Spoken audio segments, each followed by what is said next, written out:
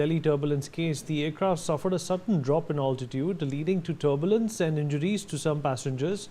The incident has put the spotlight on the pilot's mandatory drug screening. As part of the standard operating procedure followed after such an occurrence, both flight crew members underwent the prescribed psychoactive substance screening test. While the screening test of the pilot in command indicated a result requiring confirmation and testing, the ministry clarified that the final report is yet to be received. Minister of Civil Aviation said that the pending investigation and completion of the prescribed process, both flight crew members have been taken off roster by the DGCA. The Ministry of Civil Aviation also added that further action as appropriate will be taken based on the outcome of the investigation and confirmation test results as well. All right, let's talk about this with our guest. Joining us on the platform at this point in time is Air Commodore Sanjeev Mehendiratta, former Indian Air Force officer. Group Captain UK Devnath, former Indian Air Force officer, also joins us on the show. Dr. Vandana Singh, senior aviation expert, with us on the program as well.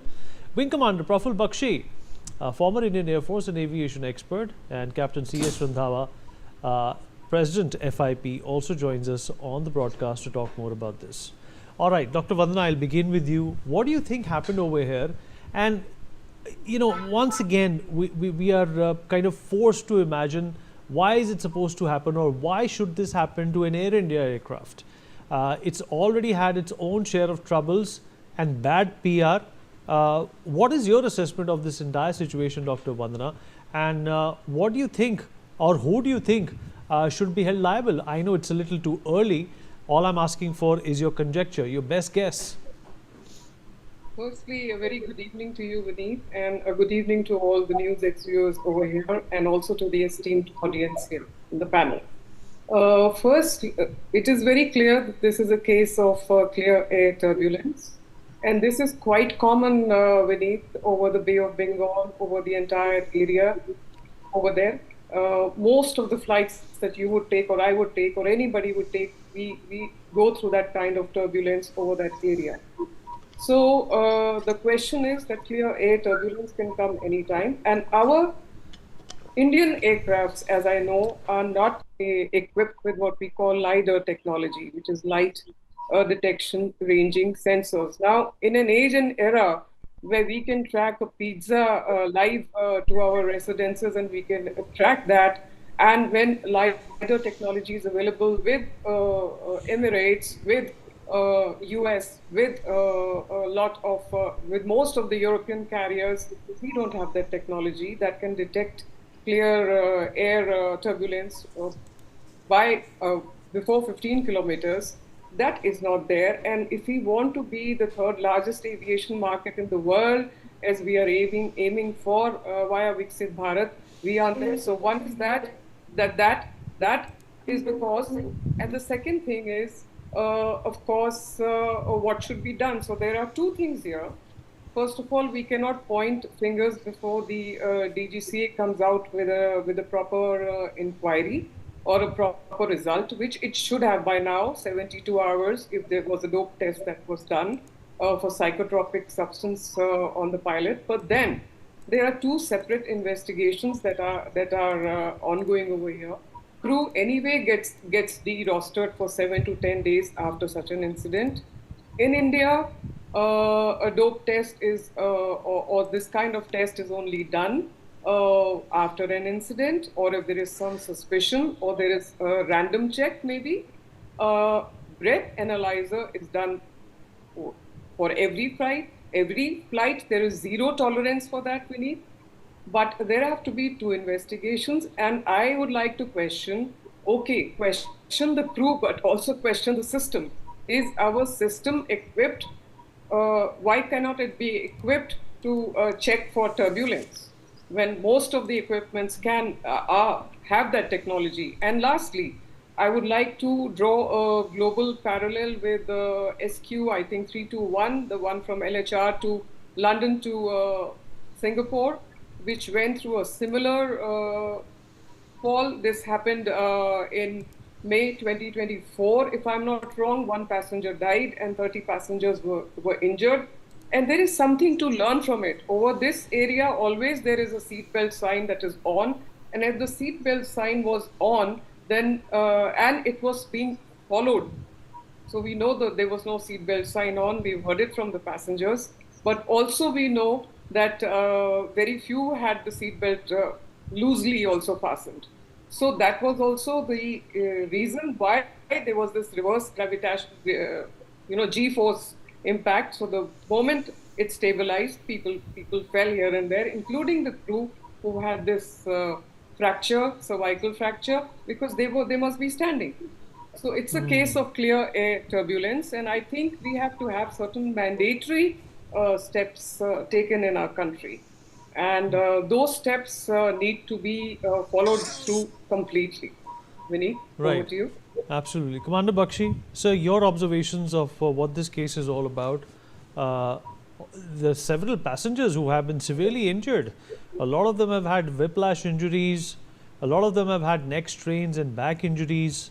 Considering the fact that something like this happened, in the United States about a month and a half ago, something like this happened in Singapore with Singapore Airlines a year and a half ago. Do you think that wearing your seatbelt at all times needs to be mandatory now? Thank you, Vinny. It's a very important question, and Dr. Vandana has already brought on some very important points. But you are absolutely right. Once it is decided and once it is ascertained that certain area is prone to such activities like clear air turbulence and its severe weather conditions, especially in the West Bengal area and eastern areas, this sign of seat belt has to be taken very seriously. And why it was not taken seriously, probably the crew will tell. The cabin crew and the captain of the cabin crew, they will be able to tell you as to what the reason was. But question around here is that were the crew briefed properly? Well, if such things are going to happen, yes, here the warning was not given. That's bad. But question is, once such a certain things happen, the things can be controlled also. I personally feel that nobody was expecting this sort of a thing to happen. It has happened in many aircraft, including Air Force aircraft, and anyway, we don't have to point finger at this incident. This happens. But more or less, more than that, is that we have to wait for the complete inquiry, because we have to also see what was the reason. Was it reason of drop was due to clear air turbulence? Was it something else?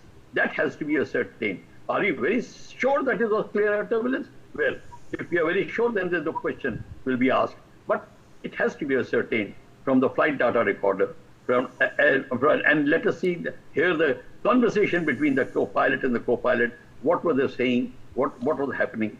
And thereafter, we must come to a conclusion. But suffices to say that if there is a clear air turbulence which comes, and if we don't know, like detection of the clear air, the equipment is not available on our aircraft, that is bad enough.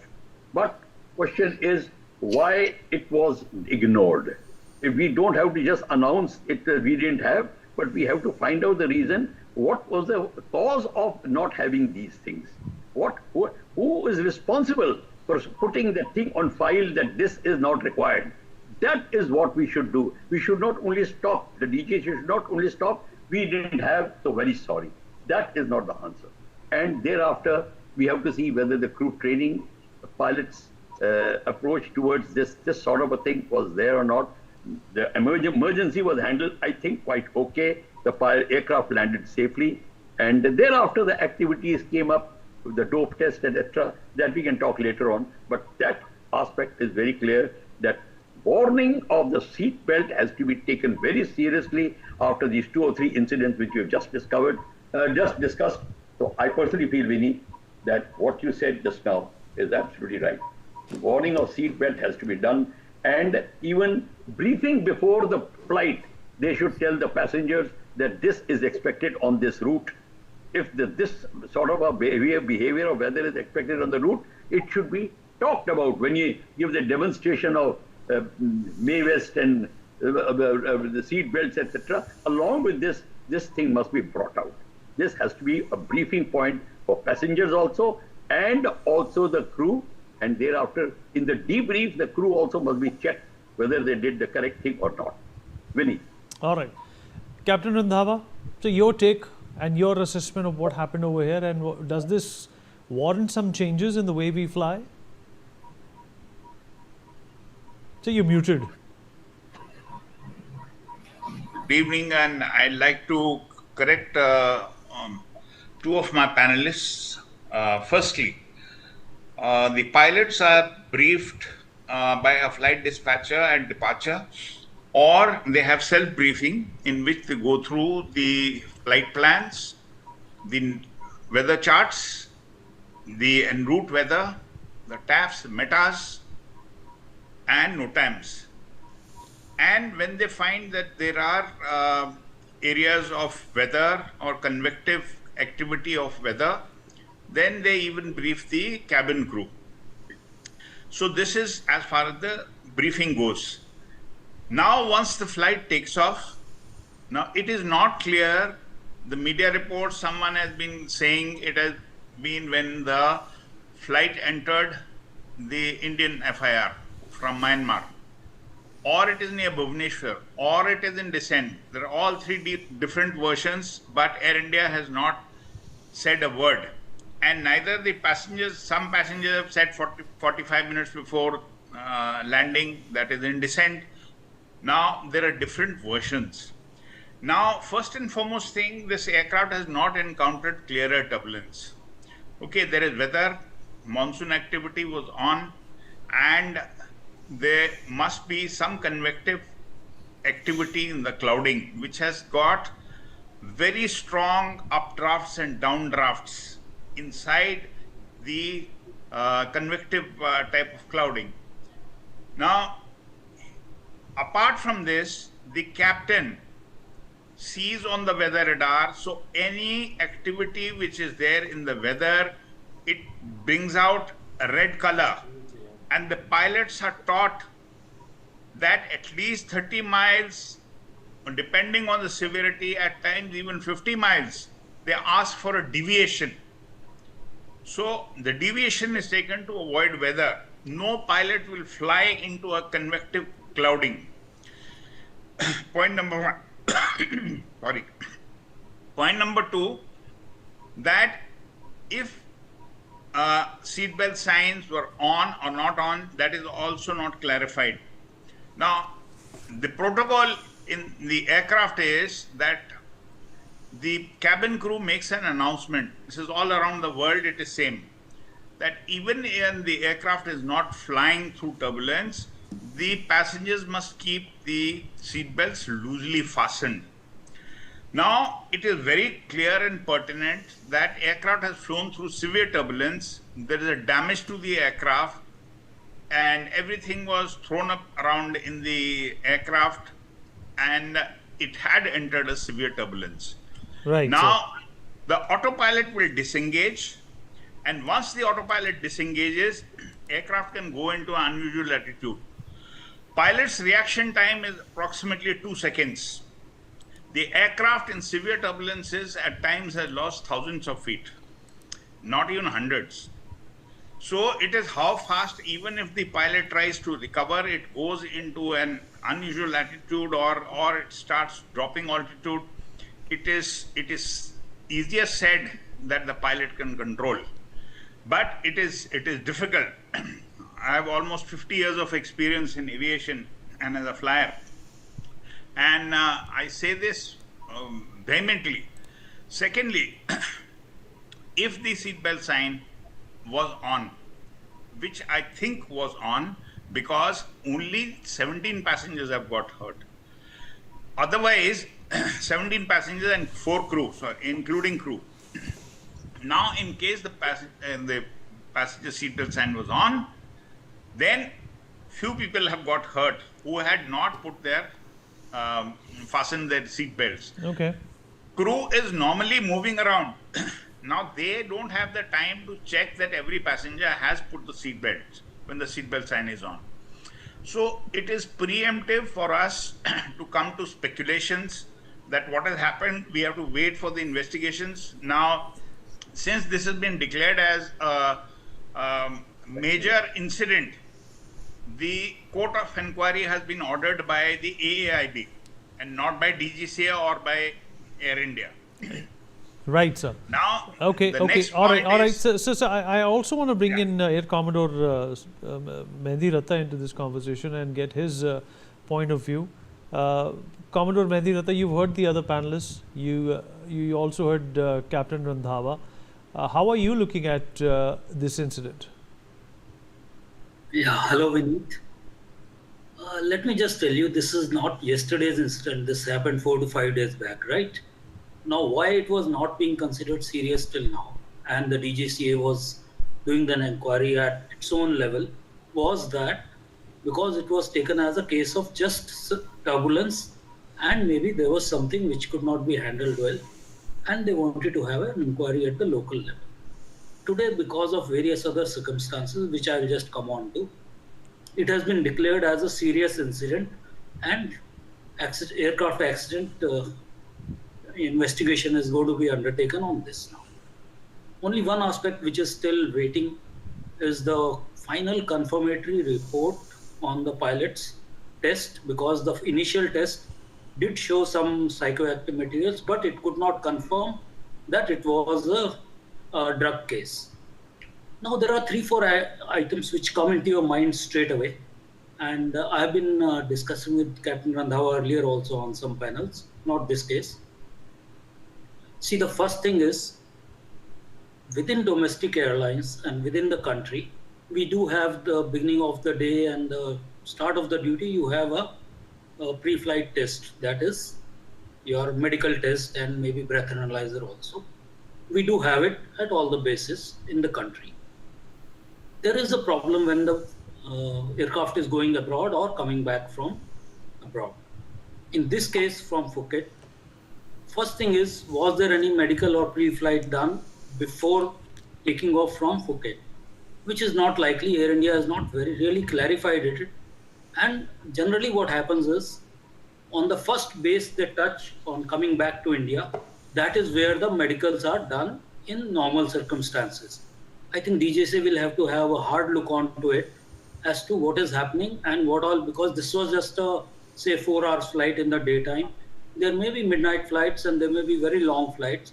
So maybe Captain will be able to throw some more light after I finish. But this is a very serious aspect. And like Vanna said, we do have radars for turbulence, which we can pick up even at 100 kilometers or more. And we can avoid it and we can divert our route. There shouldn't be any problem. And normally a captain would make sure that the passengers are very comfortable with or without seatbelts. So he would give the warning for the seatbelts and would avoid the turbulence. And it is a daytime and you got a radar and there was nothing unserviceable. Now the problem has come whether there was something wrong with the aircraft. Normally a 300 feet drop in an air pocket, which can go up and down thousands of feet, should not be a problem. But any loose item, be it a trolley or a passenger, will become a projectile in those 300 feet and hit the roof. There is no doubt about it. Okay, all right, sir. Let me just add bring one in. more thing. Yeah, quickly, sir. The FDR and the cockpit voice recorders have already been taken over by the accident authorities, and they are going to check each and everything about it as to what exactly had happened, and they will have to check the roll, pitch, and all those items at that time, the attitudes and how that drop was there. Okay. And that is how you will come to know. A proper investigation will tell you what exactly went wrong. Let's hear it Right from now- Group Captain Devnath as well. We do have a paucity of time. Group Captain Devnath, Okay. what are your thoughts of what happened here, sir? Definitely serious incidents. Fortunately, nothing very serious took place. Definitely, the aviation protocol says that before every flight, a pilot undergoes a detailed briefing about weather. Weather data is collated from ground weather radars, from satellite imagery aircraft, which have already passed through that route a few minutes ago. And most important, every aircraft has its own weather radar mounted in nose of the aircraft. A typical weather radar can look, say, depending upon the mode selected by the pilot, left and right about 60 degree, up and down about 15 degree. So from a distance of say 400 kilometer, 300 kilometer, he can see a cloud build up, especially what we call cumulonimbus CB cloud, in the or clouds having hail or very dense water droplets. In that case, a typical pilot deviates his path left or right well in advance. We use the word called a dog leg. That means he turns his direction left or right by say 45 degree, flies till the time he avoids this particular cumulonimbus cloud, and then again realigns, comes back to the original flight path. Normally, the air traffic controllers are very, very alert and they warn the pilot well in advance. Yes, Uday? All right, we've run out of time, but I definitely appreciate everybody who joined in and gave a perspective on this important event in terms of aviation processes. And we'll wait for the report and some official word from the authorities as well before jumping to any conclusions. We'll take a short break.